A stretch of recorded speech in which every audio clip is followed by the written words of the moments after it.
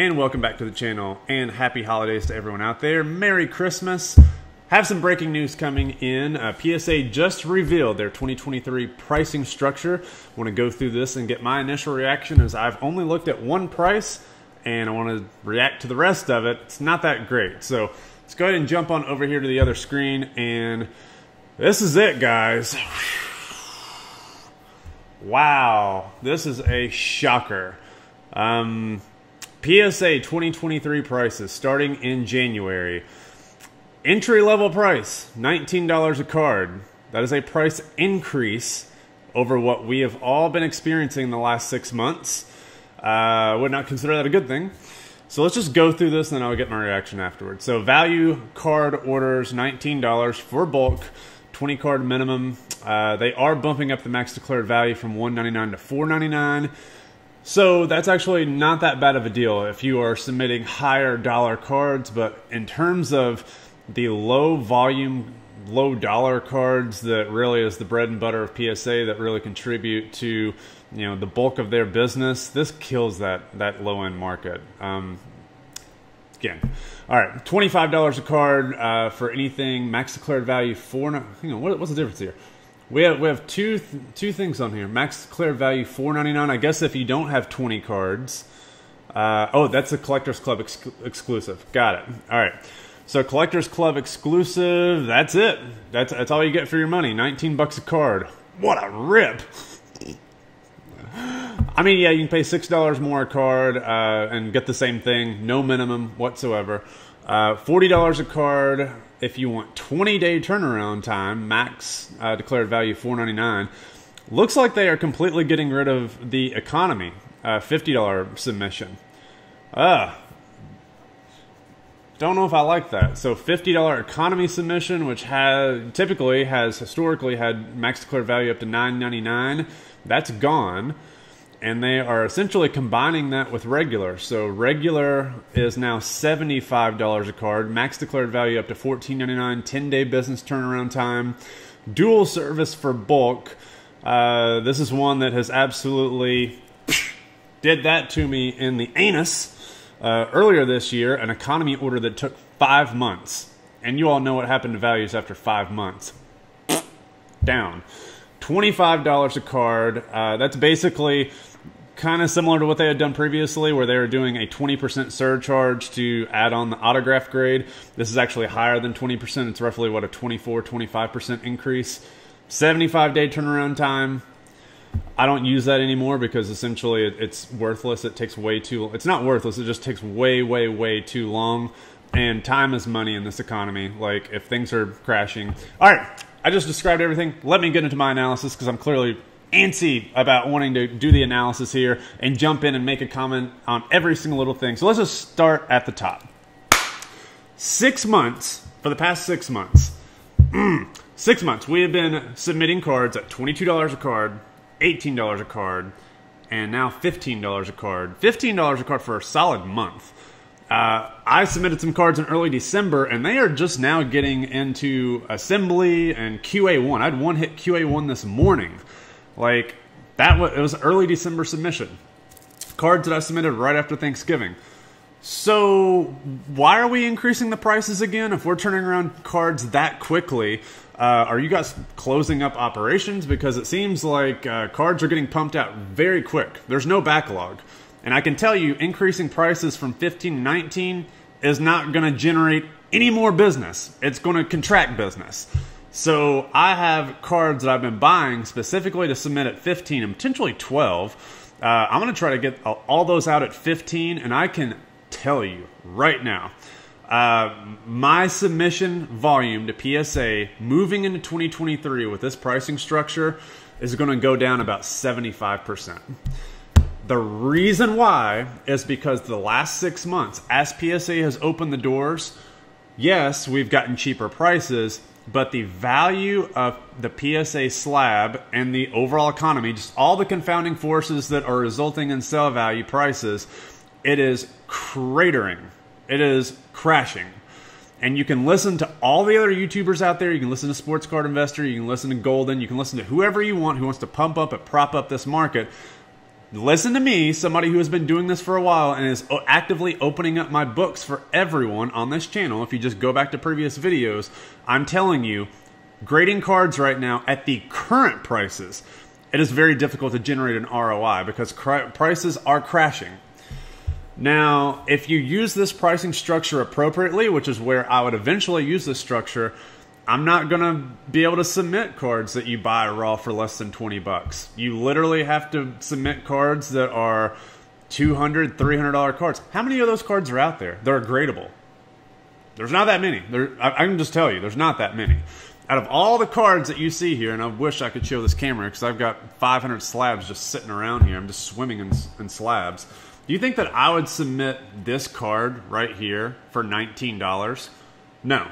I think I probably paid $60 or $70 for it. By the time I got it back in my hand, it came back a PSA 9. Goes, it's PSA 9. Now it's about a $35, $40 card. So I'm losing money on it, and I'm losing money on the slab, and they want me to pay more money on the slab as the market continues to drop. No, thank you. No, it's just not going to happen. Like, the market is totally different. I was expecting $12 announcement. This is $19. This is huge. Like, I don't know what PSA thinks that they're going to get here. I don't know what suit at PSA. And I've been a supporter of PSA for a very, very long time. Much more critical now in 2023. Rightfully so. I don't know what suit in that C-suite thought this was a good idea. Like, oh yeah, guys, you know, with all the things going on in the economy, the looming recession, the recession that we've already been in, but it's going to keep coming.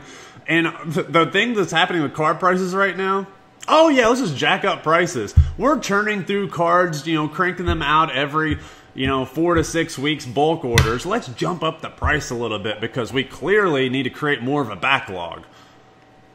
Like, dude, these people that just go to MBA programs and just spit out stupid ass ideas, like, what are we doing here? Like, did anybody think that this is a good idea? Like, stupid, just mind boggling. Okay, jump on down. $25 a card. I have no idea why anybody would use that.